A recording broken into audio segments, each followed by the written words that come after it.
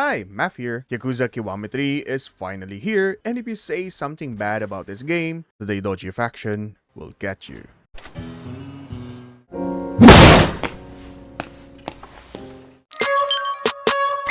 Yakuza Kiwami 3 is kicking off the 20th anniversary celebration of the Like a Dragon series, so RGG Studio and Sega expected that this game would bring in more players as well as delight fans by remaking their oldest title in the series, and it really needed it. Aside from the outdated graphics, clunky controls, and AI that gave birth to the Guard Kuza, Yakuza 3 brought the most hearts in the series, until Ichiban came in Yakuza Like a Dragon. Yakuza 3 expanded on Kiryu's personality, showing how a former Yakuza boss tries to redeem himself by raising orphans and guiding them toward a better future. And more importantly, this game introduced karaoke. So if it weren't for Yakuza 3, then we wouldn't have these awesome hits. And fortunately, the remake failed to make this game a hit among the critics despite being the #1 game in Japan right now until Resident Evil 9. So why are people giving this game so much flack despite Kiwami 3 going beyond as a simple remake? They hired a sexual predator.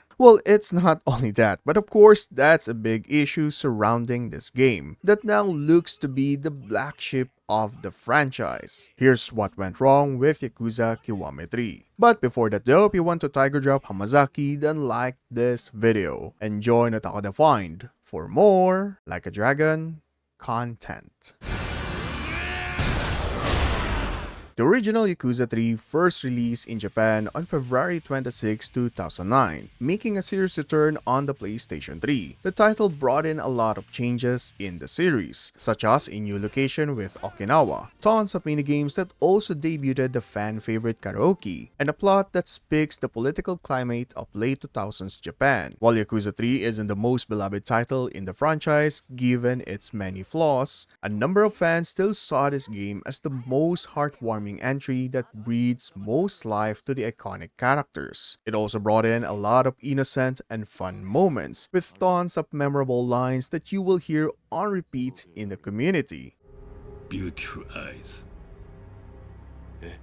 So it's no wonder that Ryuga Gotoku Studio chose to remake this game after 17 years to commemorate Yakuza's 20th anniversary. Unfortunately, Yakuza Kiwami 3 isn't doing so well among the critics. Despite the game selling so well in Japan, Kiwami 3 is now being labeled as the most hated game in the franchise. And the biggest culprit for that is no doubt this man, Teruyuki Kagawa. He now plays as Hamazaki Go and even replaced the old model after his likeness. People found out that the actor was involved in a sexual harassment case. It really didn't help Yakuza Kiwami 3's reputation when its first trailer chose to showcase this actor's face for all of us to see. And despite the outcry from fans since RGG Summit 2025, the studio never let on and chose to stay with Kagawa playing Hamazaki. The actor did apologize for what he did and even took a break from acting. While show business isn't a stranger when it comes to actors involved in scandals to return as beloved celebrities, Kagawa's redemption felt rushed, especially since he was only away from mainstream acting for about 2.5 years, much shorter than other celebrities who stepped back for far longer. Not to mention that during his so-called break, Kagawa was still performing in theaters for kabuki shows. It also didn't help that RGG Studio stayed silent on the issue, especially since they recast actors before over illegal drug use. And honestly, seeing Kagawa as Hamazaki makes me sick. Thankfully, there's a mod available to change his mug. Of course, Hamazaki isn't the only recast that the fans hated in Yakuza Kiwami 3, as Rikiya, the fan-favorite character, was also recast with a model likeness from its new actor. The old Rikiya, in my opinion, is nigh irreplaceable. Not only does he look like someone from Okinawa, his manner of speaking, actions, and wardrobe carried the Okinawan spirit. But I have to be honest here again. I actually warm up to the new Rikiya played by Sho Kasamatsu. While he doesn't really look the part as an Okinawan Yakuza, his version of Rikiya felt more innocent, especially when the story emphasizes that the captain of the Ryudo clan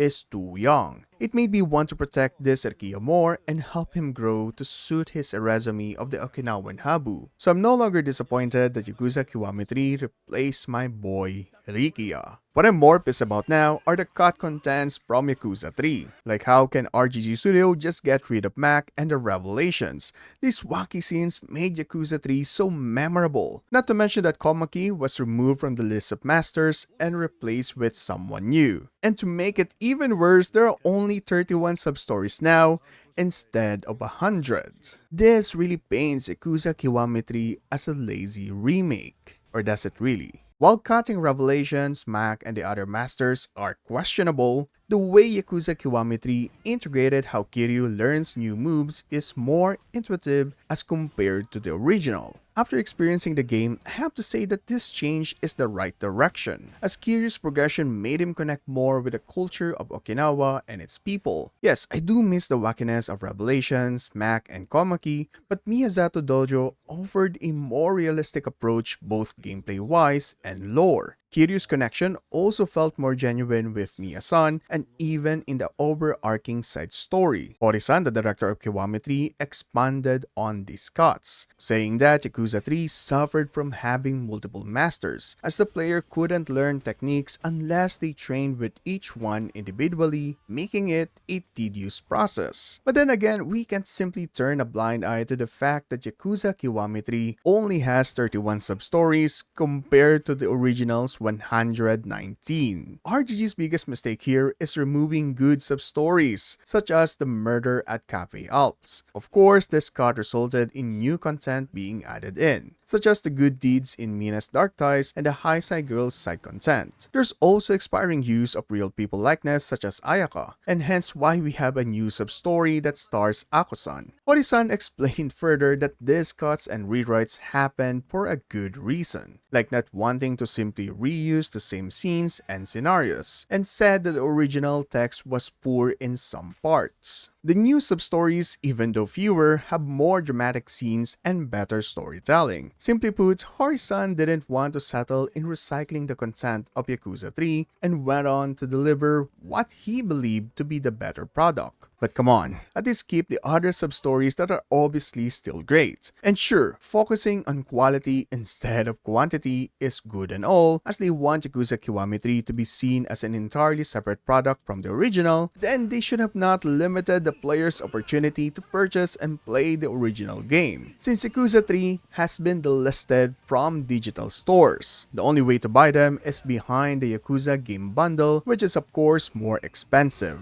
At least give the people more opportunities to experience the original, especially given that the OST have been remixed, which fans didn't like. Although RGG Studio has always done this in the past Kiwami games. Additionally, we also have the lighting problem, which has been RGG's technical issue since Like a Dragon Pirate Yakuza in Hawaii. This was more rampant in the demo, but they have fixed this issue before launch. There are also mods available that offer better lighting. Unfortunately, this other mistake can simply be fixed by a patch, and this is what broke the camel's back. That led to fans wallowing in pain that the Yakuza series is now a one big joke. Yakuza Kiwami 3 changed the ending and most likely the entire narrative of the series. Months before the game's launch, Yokoyama-san has been teasing that there's going to be a big twist in the game's plot, which I predicted by the way, and yes, people did not like this one bit. Changing the ending of Yakuza 3 opened the floodgates of retconning the ongoing story of Yakuza, and Yokoyama-san further solidified it by stating that Yakuza Kiwami 3 is the last Kiwami brand of remakes for Yakuza games, adding to the theory that we will now be seeing two timelines for the Yakuza series. So how bad was the ending of Yakuza 3? In the original, we saw that Mine sacrificed himself by dragging Anderson off the roof. Mine's taken him up to the roof.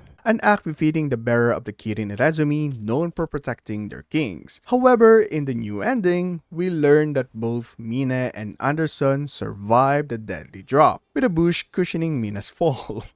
And now he appears before Hamazaki, who was about to stab Kiryu, and managed to convince him to join his new organization instead. And that organization is none other than the Daidoji Faction. It's just I wish I could be making this up, because this whole thing prevented Hamazaki's arrest and Kiryu's third fake death, which now changes the whole story of Yakuza. Since Hamazaki avoided getting arrested, then he wouldn't be able to meet Saejima in Yakuza 4, who he helps break out of prison. This also means that Hamazaki's interaction with Kiryu in Yakuza 4 will also change, as he was the one who was able to convince Kiryu to return to Kamurocho and save the Tojo clan. Then Mine surviving and being recruited by the faction means that the events of Yakuza 6 might also see some drastic changes, such as the Daidoji Faction actually planning ahead to force Kiryu to join their organization. This whole thing also set a terrible precedent that RGG can now pick other important characters and just retcon their endings as being recruited or kidnapped by the Daidoji Faction. The next game will probably be named Yakuza Daidoji 4. I know the name doesn't make sense, but who cares when the whole retcon sounds absurd? But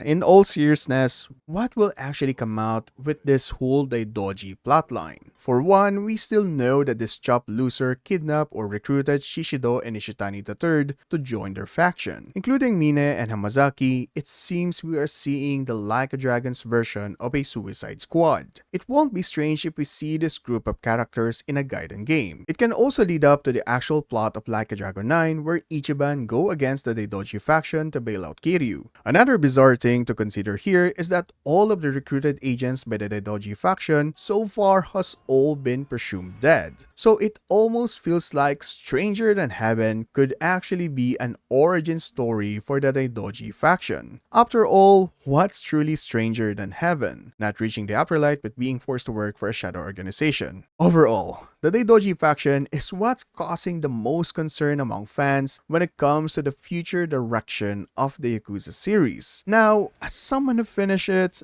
I actually enjoyed playing Yakuza Kiwami 3, but the criticisms are still valid. But what do you guys think? Should RGG Studio actually go with this whole Daidoji plotline? Are you happy that Mina survived? Which really speaks that no one really dies in Like a Dragon games. If you're still curious why, then check this video out. Join Otaku Defined for more Like a Dragon content. This is Math, and stay awesome, my god eyes.